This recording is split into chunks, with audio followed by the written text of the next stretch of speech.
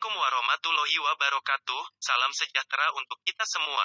Selamat berjumpa kembali, kali ini saya akan membahas tentang faktor manusia dalam humas. Titik sentral humas adalah manusia. Dan titik sentral humas dalam organisasi kekaryaan adalah karyawan. Manusia dalam hal ini karyawan harus ditinjau dari segi manusiawinya. Untuk mempraktekkan humas, sedikit banyak kita harus mempelajari sifat tabiat manusia. Meskipun tidak secara mendalam, pemimpin organisasi perlu memahami mengapa manusia satu sama lainnya berbeda dalam tabiat dan tingkah lakunya, dan perlu mengetahui bagaimana tingkah laku mereka dalam hidup berkelompok dan bermasyarakat. Bahwa manusia berbeda dengan makhluk-makhluk lain bahkan memiliki kelebihan dari makhluk lain. Sudah diakui sejak dahulu kala, manusia bukan hanya mempunyai kemampuan vegetatif, makanan dan berkembang biak. Bukan hanya memiliki kemampuan sensif, bergerak, mengamat-amati, bernafsu dan berperasaan.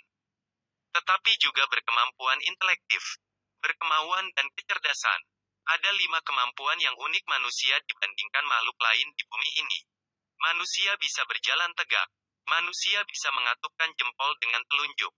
Manusia mampu membaca dan menulis. Manusia mampu memahami pembicaraan, dan manusia mampu berbicara. Kemudian yang membedakan manusia yang satu dengan yang lainnya ialah sifat-sifat rohaniyahnya. Dalam pertumbuhannya, manusia bukan saja mengalami perkembangan dalam segi jasmaniahnya, tetapi juga rohaniyahnya. Dan perkembangan ini membentuk jiwanya, sifat tabiatnya dan tingkah lakunya. Ada 2 faktor yang menentukan sifat tabiat manusia yakni pembawaan sejak ia dilahirkan atau herediti dan lingkungan hidupnya. Yang menjadi dasar dari sifat tabiat seseorang ialah sifat-sifat yang dimilikinya begitu ia dilahirkan berasal dari warisan orang tuanya dan nenek moyangnya. Sifat-sifat tersebut terpengaruhi oleh lingkungan di mana ia hidup. Lingkungannya akan menentukan apakah sifat-sifat yang sudah ada padanya. Yang diartikan pengaruh di sini ialah bahwa sifat-sifat yang sudah ada itu berkembang atau tertahan. Tetap tidak mematikan. Selanjutnya dalam perjalanan hidupnya dan perkembangan jiwanya, seseorang mengalami aktivitas psikis. Dan bila aktivitas kejiwaan itu tetap sama tanpa terpengaruh oleh kesan-kesan yang ada pada suatu saat muncul, ini dimanakan fungsi psikis. Fungsi psikis ini adalah pikir, rasa, intuisi dan penginderaan. Dan salah satu di antaranya pada seseorang bisa dominan. Jadi pada seseorang yang dominan bisa pikirannya, perasaannya, intuisinya tahu pengindraannya. Orang yang dominan pikirannya akan berusaha memahami lingkungannya dengan jalan pengetahuan. Menghubungkan pengertian yang satu dengan yang lainnya dengan mengambil kesimpulan yang logis. Sedang ukuran penilaian senang atau tidak senang, suka atau tidak suka. Pikiran dan perasaan tidak akan sama. Ukuran penilaian pikiran adalah benar atau tidak benar. Walaupun hati tidak senang, pikiran bisa menyatakan benar. Atau sebaliknya, meskipun hati merasa senang, pikiran bisa menyatakan tidak benar. Dalam pada itu pada seseorang bisa intuisi yang dominan. Orang yang demikian akan menangkap segala hal dalam lingkungannya lebih banyak melewati penglihatan batin. Tidak melihat secara mendetail, tetapi melihat makna secara keseluruhan. Orang yang dominan pengindraannya menangkap hal-hal yang terdapat dalam lingkungannya sebagaimana adanya tanpa ukuran penilaian apapun.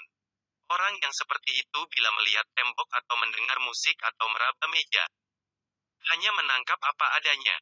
Tidak melakukan suatu penilaian. Di antara keempat fungsi psikis tersebut yang pokok adalah pikiran dan perasaan. Yang 2 lainnya hanya sebagai pembantu. Selalu bekerja secara sempurna. Jika pikiran seseorang bekerja sama dengan penginderaan, ia berpikir secara empiris, yakni berpikir tentang kenyataan berdasarkan tangkapan penginderaannya, berdasarkan empirisnya. Orang semacam ini biasanya senang mempelajari ilmu pengetahuan. Ada pula orang yang pikirannya dibantu oleh intuisi. Ia berpikir intuitif, berpikir tidak berdasarkan kenyataan, melainkan berdasarkan firasat. Kalau perasaan seseorang dibantu oleh penginderaan, ia berperasaan empiris. Ia merasa senang atau menolak didasarkan atas empirisnya. Dan bila intuisi yang membantu perasaannya itu, ia berperasaan intuitif. Dalam berperasaan intuitif ini, jika ia menyatakan senang atau tidak senang, Suka atau tidak suka, menerima atau menolak itu didasarkan atas intuisinya. Ia tidak tahu apa sebabnya. Seorang ahli jiwa bernama Jung membedakan manusia menjadi dua golongan menurut arah perhatiannya. Perhatiannya terutama ditujukan keluar, yakni sekelilingnya, ini dinamakan tipe ekstravert. Dan orangnya disebut ekstrovert. Seorang ekstrovert lebih mementingkan lingkungannya daripada dirinya sendiri. Lebih mengutamakan kepentingan umum daripada kepentingan sendiri. Orang macam ini umumnya berhati terbuka, gembira, ramah tamah, lancar dalam pergaulan, dan memancarkan sikap hangat sehingga cepat mendapat banyak kawan. Golongan yang kedua ialah orang yang perhatiannya terutama diarahkan ke dalam dirinya sendiri. Ini disebut tipe introvert. Dan orangnya dinamakan introvert. Orang yang bertype ini lebih mementingkan dirinya sendiri daripada kepentingan umum. Dirinya sendiri menjadi primer, lingkungannya sekunder. Seorang introvert biasanya pendiam, egoistis, suka merenung, senang mengasingkan diri, tidak bisa bergaul. Yang penting ialah jika seorang ekstrovert hidup bersama dengan seorang introvert, maka antara kedua orang tersebut akan terjadi ketegangan psikologis. Akan tetapi pada kenyataannya perbedaan yang ekstrim itu hanya terdapat pada sebagian kecil manusia saja, sebab antara kedua golongan itu ada segolongan yang mengantarainya, yakni tipe ambivert. Dan ternyata, bahwa orang-orang ambivert jauh lebih banyak daripada orang-orang ekstrovert dan introvert. Jadi berdasarkan fungsi psikis dan arah perhatiannya, maka terdapat orang-orang ekstrovert yang terbiasa berpikir empiris. Pendekatan human relation yang digunakan yaitu yang pertama adalah pendekatan hubungan antar manusia. Pendekatan hubungan antar manusia berkembang sebagai reaksi terhadap perhatian eksklusif faktor fisik dalam mengukur keberhasilan organisasi. Salah satu asumsi dasar dari pendekatan hubungan antar manusia adalah kenaikan kepuasan kerja akan mengakibatkan kenaikan produktivitas. Seorang karyawan yang bahagia adalah karyawan yang produktif. Oleh karena itu, fungsi manajemen adalah menjaga agar karyawan terus merasa puas. Komunikasi merupakan salah satu alat penting manajemen dalam usaha mencapai hasil tersebut.